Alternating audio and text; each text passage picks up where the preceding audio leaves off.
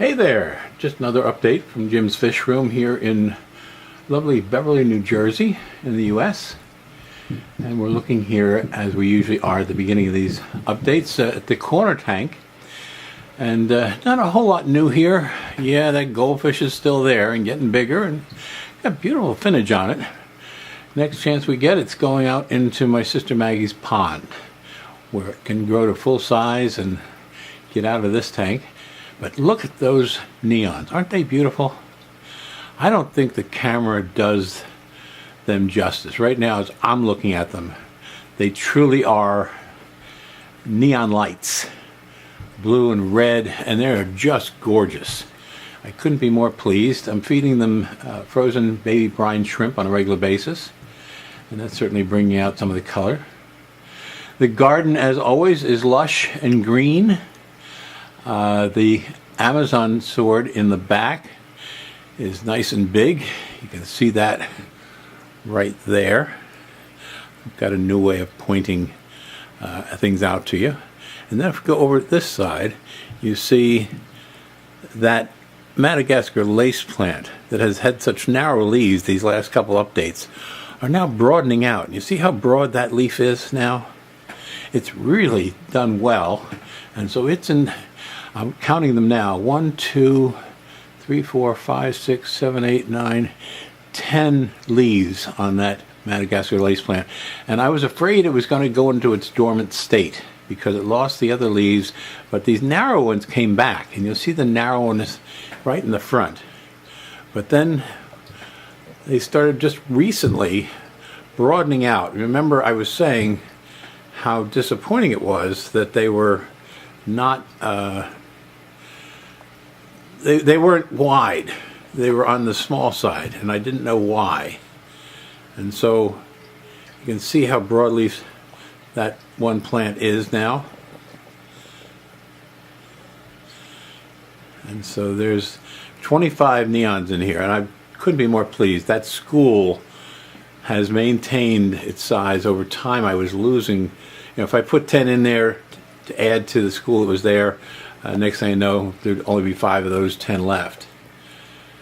What I really am pleased with, as you can see down in the front here, the corkscrew Vallisneria are propagating. And you can see their baby plants right here in the front. And so that's doing very well. So I've got a little forest of Vallisneria, which is very nice. And then that other one that I'd introduced you to last time, right there. You can notice it by its curly leaves. That's doing well now, and it's got, I'm looking at it, there's another 10 nice long leaves on that at this point. As you can see, they go quite a ways up. And so those are really taken off. And then, of course, we have the other part of that. You remember there was a second plant buried in the one that I bought, and there it is now. It's growing up nicely too. It's only got about 5 leaves on it so far, but it's obviously well rooted and growing nicely. And the other story that we've been following has to do with this Apigon or something very colorful Ludwigia type plant, but it's not Ludwigia. And this is some harvesting from the main plant. This is the one I got up at Discus Madness, and you recall that I was disappointed because you didn't get the whole plant. They merely clipped off stems from it, and for like $8 I got the stems, and I thought, oh geez. But it has really gone well, and you'll see that in the bow tank. It's grown out nicely there, and this is some clippings from that which are taking off, and as you can see, growing up nicely. The other thing I want to point out to you here, and I did something just yesterday when I was changing some water here. Remember that flowering from the Amazon sword? It's right there, okay? That plant, or that flower, if you will, this was a short one that's still staying in the water. 2 others developed, and they came out of the water by about, I'm going to say 8 to 10 inches worth. And nothing fancy, but there was definitely a flowering effect there. And so yesterday I finally said, you know, this is sapping energy from the mother plant. I'm going to just go ahead and do away with it. And I snapped them off. And it was like snapping off asparagus in terms of the stem was so hard that when you bent it after I took it off, it was able to snap it in just 2 or 3 pieces. And I was quite surprised how strong that was. Like I said, like you would snap asparagus, you can actually hear the snap. And then, of course, the banana plants are doing very well. You see a couple of those green barbs still doing well. And right down in the corner here, and this was kind of interesting, this is that Indian algae eater I have. 3 of them. One's here in this tank and 2 in the other tank. And the other day I was working on that other tank and I had the top off, and all of a sudden I thought I felt something move, but I didn't see anything. And it turned out after I got through doing what I was doing, I looked down, there it is on the floor. One of these fish came right out of the water, out of the tank, onto the floor, reached down, picked him up, put him back in there, and he's doing just fine. We have another forest of valves over here. These are Italian valves, I believe. The Kabamba is doing well in the background. I've just clipped all that because there is a pleco in here that's too big. I really do have to get rid of it. He's uprooting everything when he gets around to it. And so I come in the morning and find the Kabamba all over the place. And so there's no new fish in here at this point from last time. Just enjoying very much the very colorful neons and a bunch of libraries in here. The babies are surviving. Of course, they have quite a bit of plant growth to hide in. And they are getting well into their teenage stage, if you will. And so they're surviving, you know, not by the hundreds, but certainly enough that you don't have to look for them. They're all over the place. And so that's the corner tank. Again, my pride and joy, the Madagascar lace plants, both here and what you're going to see in the other tank. Okay, here on the bow tank, again, a 50-gallon tank. It is a beautiful, lush garden. So this fertilization program of liquid CO2 and leaf zone, CO2 every day, leaf zone once a week or when I change the water, and then on a quarterly basis putting in some root tabs for the roots of these plants. But now you can see how beautiful this layout has become. Our only frustration is it's so crowded with plants that you can't really show off the plants you want. But here's the one thing I want to start out with. I'm talking about the school of neons are finally thriving in this tank once we got rid of that great big upside down catfish. And so they look beautiful, and again, I don't think the camera's picking up the colors as vibrant as they are in my viewing them here.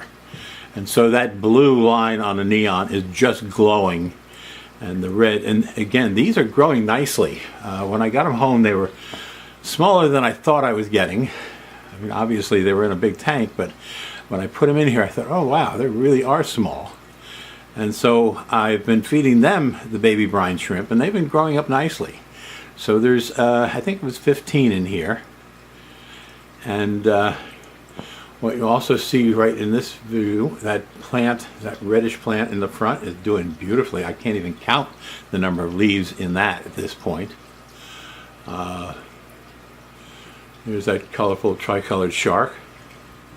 We've got a couple of libraries in here. In fact, I was able to pick up, last time I was at the fish factory over in Bristol, Pennsylvania, across the bridge from New Jersey here.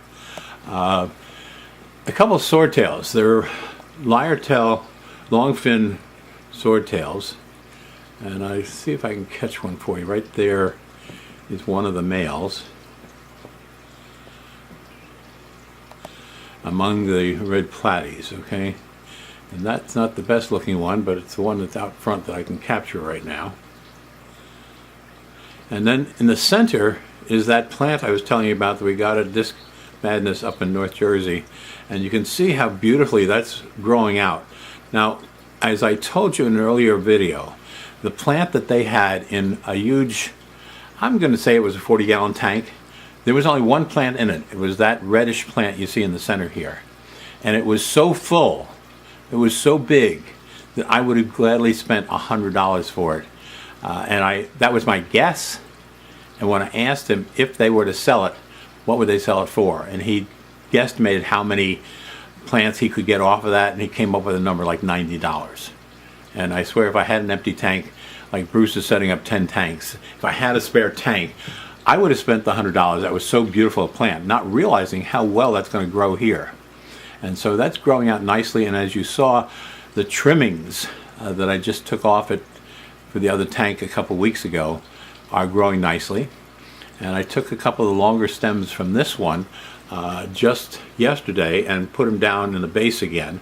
So I'm trying to thicken this one out much like they had in their tank. Now the thing that's really blown me away, and check this out. Look at that plant. The beautiful thin light green, lime green leaves are so curly and beautiful. And I'm going to guess there's about 20 stems of that. And that's grown out since the last time we did this, which was about 2 weeks ago. And what's happening here is that plant, much like the red one, is a show plant. It belongs in a tank by itself just to stand out. And I don't have room to do that. And then just to the right is again my all-time favorite, the Madagascar lace plant. And this one has got, it's hidden almost under that curly plant, but it's got right now no less than a dozen beautiful leaves on it. And these are the leaves that I usually see, and I was surprised that corner tank, as the plant was replacing its leaves, they were coming up as narrow leaves. And I thought, what the heck is this? And just recently, after I'd say a month or so, they started to broaden and become full size.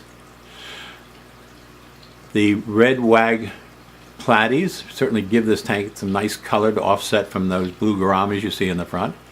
The angelfish, surprisingly enough, I still have 2 young ones here, and there may be a third young one. I'm not totally sure. I added 3 small ones to the 2 we had in there. One of the 2 we had in there from my brother-in-law passed away.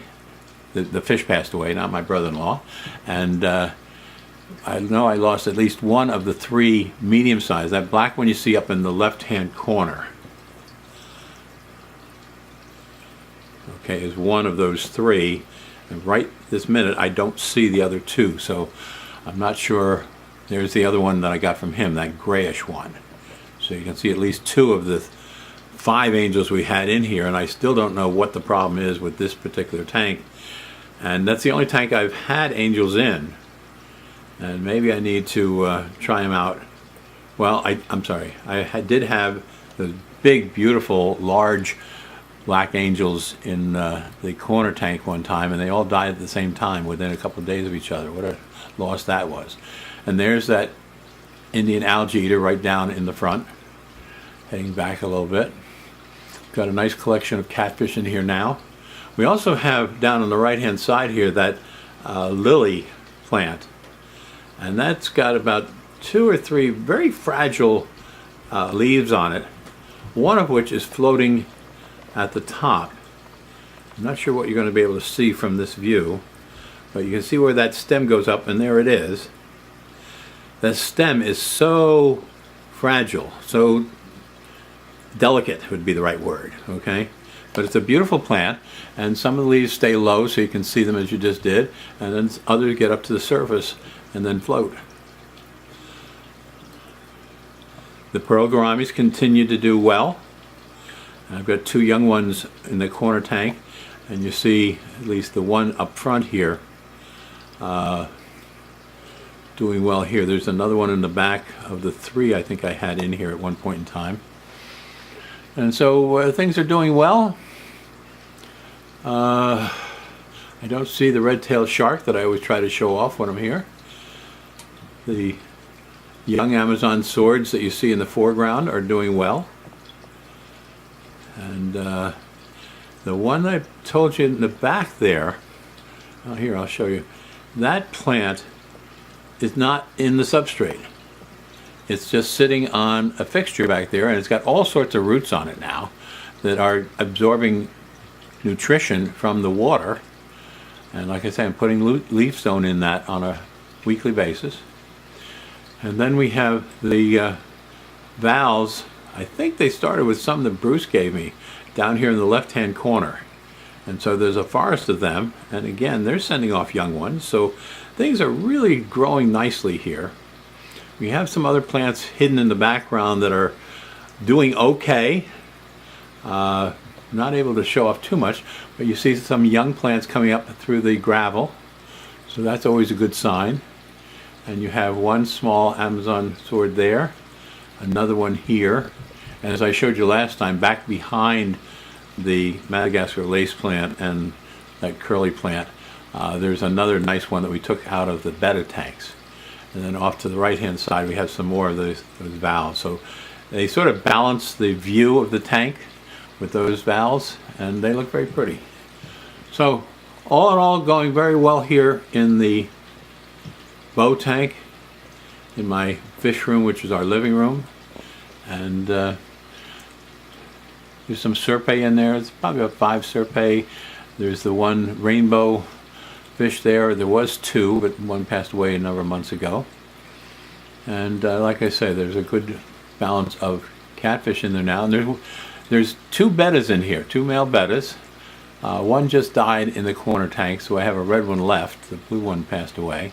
But in here I have that white one, which doesn't come out that much anymore. My wife Pam swears she saw it just yesterday, so I know it's still in there. And the other one was another one I couldn't resist buying, which is sort of a pinkish body with dark red fins. And he's not out right now to be able to show you that again, but just to let you know he's doing well. And also what's doing well is the 2 betta tank, or the split betta tank. Those 2 bettas that I showed you last, I won't bother going there again. They're doing just as well. And I've moved the videos, as you see them now, onto a different channel. So they've got their dedicated channel as opposed to being mixed in with all those church videos that I do each week.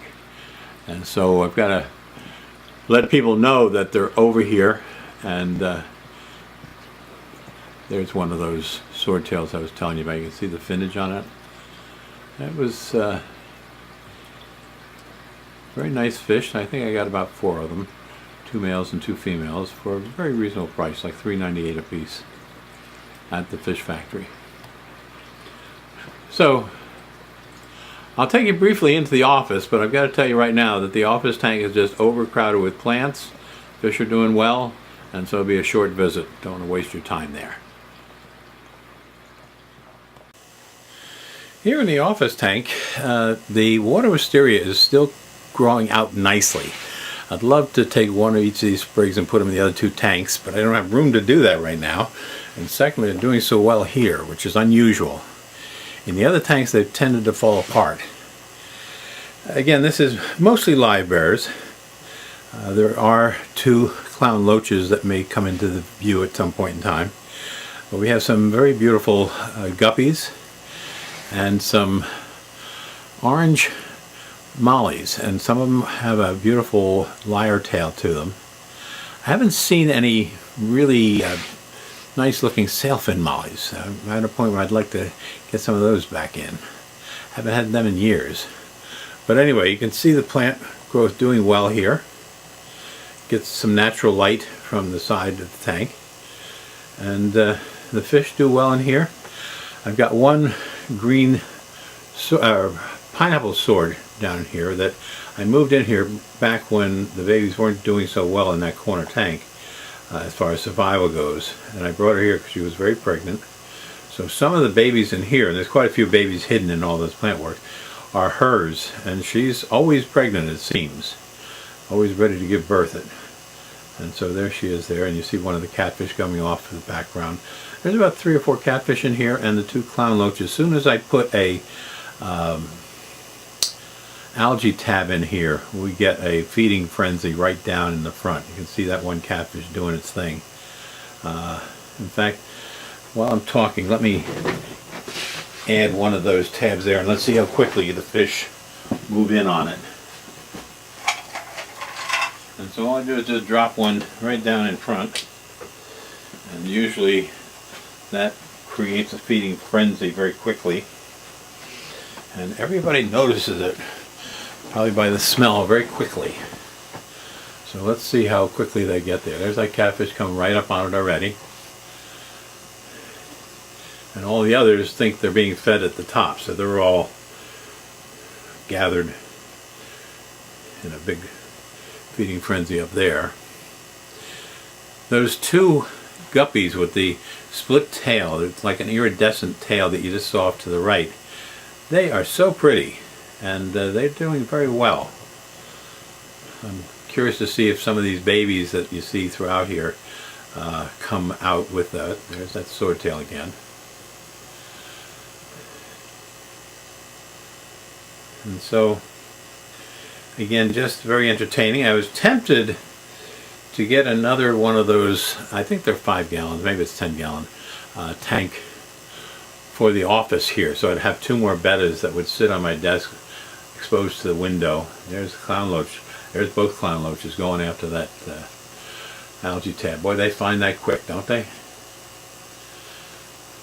And so as soon as they get in there, everybody else is going to be down there too, and it just becomes a feeding frenzy, as I call it. And here comes one of those mollies with the beautiful tail. There, right there, see it?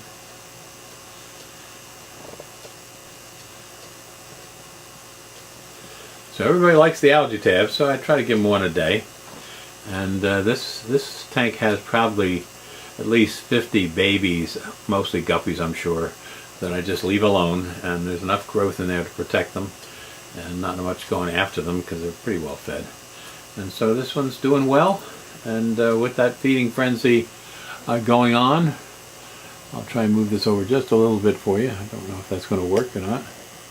No, with the glare I can't get you much more than what you're seeing. So again, I thank you for your visit. I hope you found the video, well, you obviously have found the video on this other channel, otherwise you wouldn't be sitting here seeing this. And I appreciate your visit. Love sharing. And we're going to have to do a video sometime soon, because last time I may have mentioned my friend Bruce up in Metuchen, New Jersey, which is central New Jersey. He has that beautiful extra bedroom with the 4 beautiful tanks. Maybe it's 5. Anyway, he does a beautiful job with those. Well, he, at the age of 80 something, has decided he wants more, and so he's finishing off his basement and putting in at least 10 more 10-gallon or 20-gallon tanks there, and then he wants to put a couple larger tanks.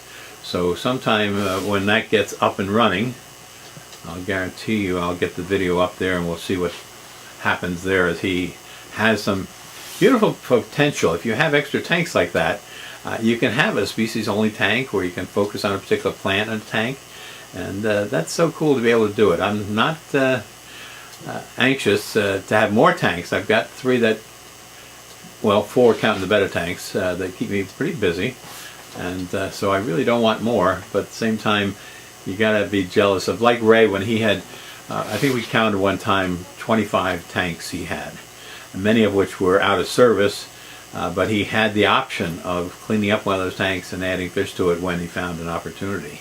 So anyway, hey, I said goodbye. Sorry I didn't hang up. I will now.